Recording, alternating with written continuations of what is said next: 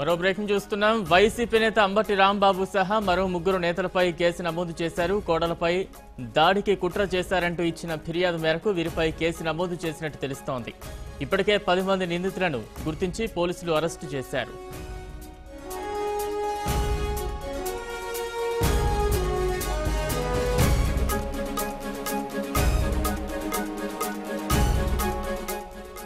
Polling సందర్భంగా జరిగిన ఘర్షణల్లో కోడెలపై దాడికి సంబంధించి దాదాపు 30 మందికి పైగా అనుమానితులపై పోలీసులు కేసులు నమోదు చేశారు. మిగిలిన వారిని అరెస్టు చేయడానికి ఇనిమెట్ల గ్రామంలో పోలీసులు సోదాలు నిర్వహిస్తున్నారు. మరోవైపు సోదాల పేరుతో మను పోలీసులు వేధిస్తున్నారంటూ ఇనిమెట్ల గ్రామస్తులు ఇళ్లకు తాళాలు వేసి వెళ్తున్నారు.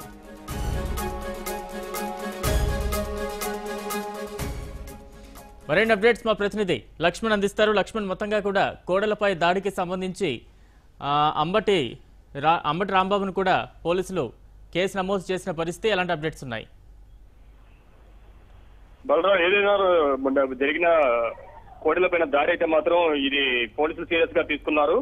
ప్రత్యేక బలగాలు, లోకల్ రాజుపాలెం మండలం పోలీసులు అయితే మాత్రం ఇనిమెట్లో ఉదయాన్నే కార్డన్ సెర్చ్ అయితే నిర్వహించిన పరిస్థితి అయితే ఉంది.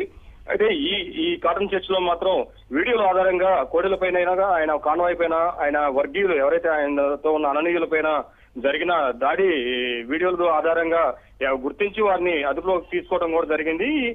ఈ కార్డన్ చర్చ్ లో ఒక 30 మందిని మాత్రం ఉదయం పూట అరెస్ట్ చేసినట్టుగా కూడా మనకి సమాచారం ఉంది. ఈ నేపథ్యంలో ఒక 8 మంది పైన ఎఫ్ఐఆర్ లో వాళ్ళ పేరు నమోదు చేసి మిగతా 23 మంది గురించి మాత్రం అది పరారీలో ఉన్నారు. వీళ్ళందరూ ఇళ్లకి తాళాలేసి పరారీలో ఉన్నట్టుగా పోలీసులు గుర్తించారు. వీళ్ళ కోసం కూడా గాలింపు ప్రత్యేక బృందాలు అయితే మాత్రం పోలీసు వాళ్ళు ఏర్పాటు చేసిన పరిస్థితి కూడా మనం అక్కడ చూసుకోవచ్చు. అదేవిధంగా దాడికి కుట్రపూర్వకంగా జరిగిందని కూడా టీడీపీ ఆరోపిస్తున్నారు. దీనికి సంబంధించి కూడా జయరామ్ అనే అడ్వకేట్ దీనిపై పోలీసులు ఫిర్యాదు చేసిన నేపథ్యం మనం చూసుకోవచ్చు.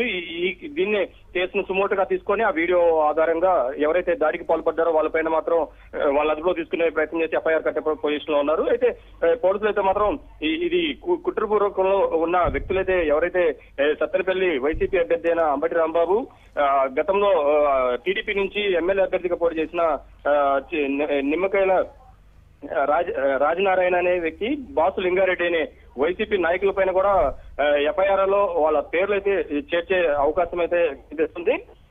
ఈ నేపథ్యంలోనే వీళ్ళ యొక్క అరెస్ట్ అనేది అరెస్ట్ చేస్తారా లేకపోతే వాళ్ళని అదుపు తీసుకొని విచారణ చేస్తారా అనే అంశం కూడా వేసి చూడాల్సి ఉంది. Right, thank you Laxman.